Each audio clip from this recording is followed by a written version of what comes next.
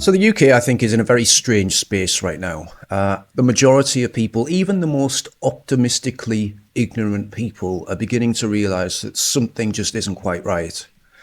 I mean, when you've got a country that is being supposedly ruled by people that are democratically put there to enact a mandate of the people, and yet they constantly betray those mandates or do the exact opposite, in fact. And they've been doing that for a number of years. And if you just think about all the scandals that have been discovered recently and all the ways that the government has actually just straight up lied to the people. You've got the Afghani scandal where they imported over 100,000 Afghanis, lied about it, covered it up, and got a court injunction to silence the press. There's the grooming scandal where they've lied for 30 years about the causes of that scandal and any efforts at all to solve that scandal. And there's been many occasions where Keir Starmer has just blatantly lied to people. He's still in a job, a prime minister that can just lie to the public and there's no consequences. So there's a lot of things happening in the UK that are just weird. They're not quite adding up. And, you know, we've got the census, the government census here, and it says it will take place in 2031. I think there's a reason that they're waiting until 2031 to do the census, guys, because it's going to be unbelievably bad. I believe it will be low. I believe white British people or white English in England will be below 50% by the time it gets to 2031. We will be a minority in our own country, especially if the rate of immigration continues, because it's only ever increasing every year. And the more people find out about it, the more people realise, the more they ramp it up, almost as though they're trying to get as many people in and through the door in as quick a time as possible before too many people understand what's happening. If raising legitimate concerns about thousands and thousands of unchecked foreign males illegally entering our country makes me far right, then so be it. Now, I wanted to show you guys this video. It might get me demonetized actually on this channel for showing this because they don't like any kind of violence. But at the end of the day, guys, I don't really care. This guy deserves a round of applause. Good on him. He's done something that is brave. He's done something that might get him in trouble, and he's done it because he's English or British. He's done it because it's the right thing to do. Stopping an armed fucking robbery, boys and girls. Yeah, set out fucking them. Fuck off, you little cunts. Yeah? Trying to rob up people. Trying to rob up people. This is what happens when little fucking cunts think that they're too much, mate. Yeah? Shut up, you scummy cunt. Yeah? Integrity of the UK, boys. Integrity of the UK. And that's what I'm talking about. The majority of the British people, they want a safe society. They want to be able to enjoy the society that they grew up with, not the one that's been forced down their throat by a government that seems, quite frankly, tyrannical. And I worry for this man because you remember the tube bastard, the one that dropped his pants. There were women and children on the tube. He dropped his pants, exposed himself, and a bunch of British lads, well, they weren't having it, and they took him off the train. Very, very gently, very gently. But the police are investigating this to see if they should arrest any of them. And this is the problem, right? You've got this absolute lunatic, this boat bastard that's come into the country. He's exposing himself on the train. The police themselves have hospitalised this man. Mental illness. It's always mental illness, isn't it, guys? Every single time they do something, it's mental illness. Every time you do something, no, you're far right. You're in prison for 3 years. But yeah, the problem is that the government's importing these people. They're allowed to do pretty much whatever they want. There's no police presence, there's no security, and when the British public stand up to do something about it, they're the ones that get arrested, they're the ones that get investigated. That guy should be deported immediately. But he's not, is he? Same with this one. The man who attacked a co-op staff. Right, so someone attacked the co-op staff, And he's died after being restrained by a vigilante customer who's now been arrested. And I'm not going to go into the case. It's just an example of how when the society itself tries to protect itself, the state intervenes and tries to scare you into submission. So you're not even allowed to protect yourself. And at the same time, we're hiring people without vetting them, obviously, who are sexual predators and are using their position as a police officer to engage in their criminal activities.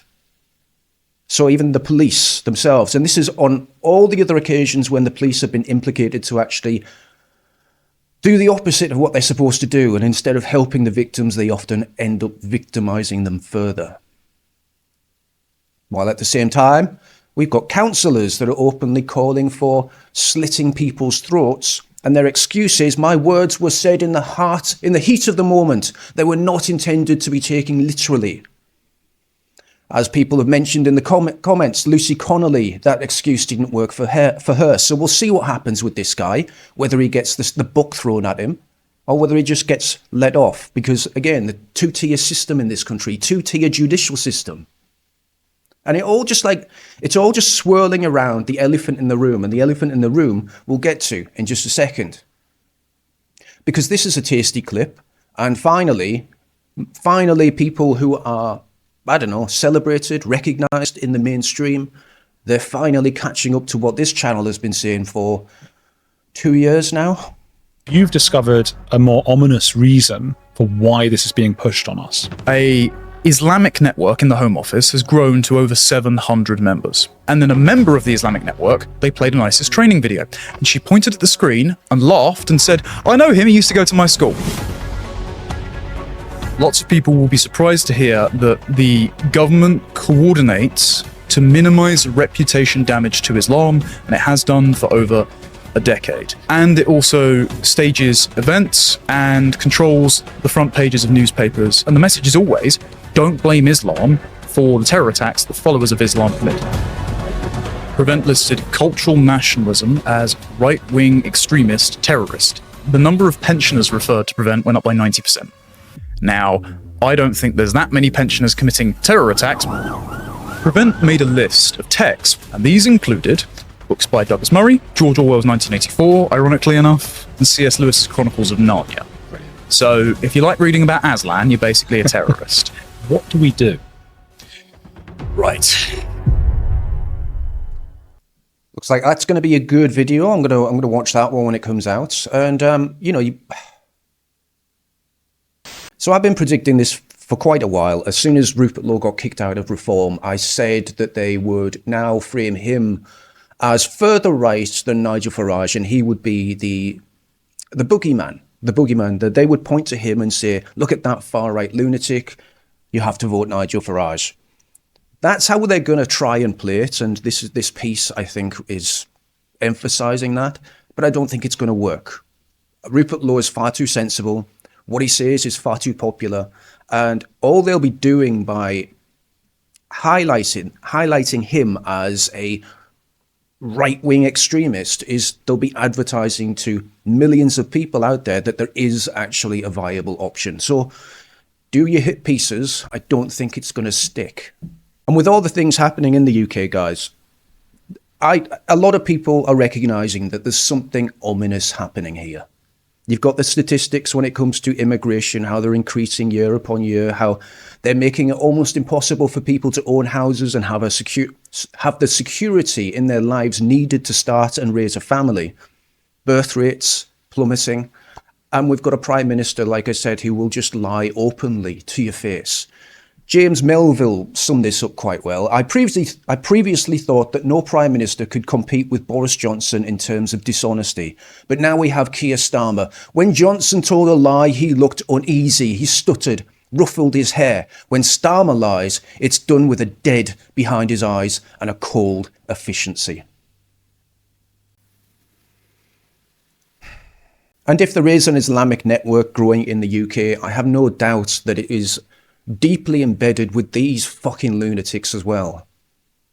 They don't look like the kind of people that I would expect to defend Britain and its values.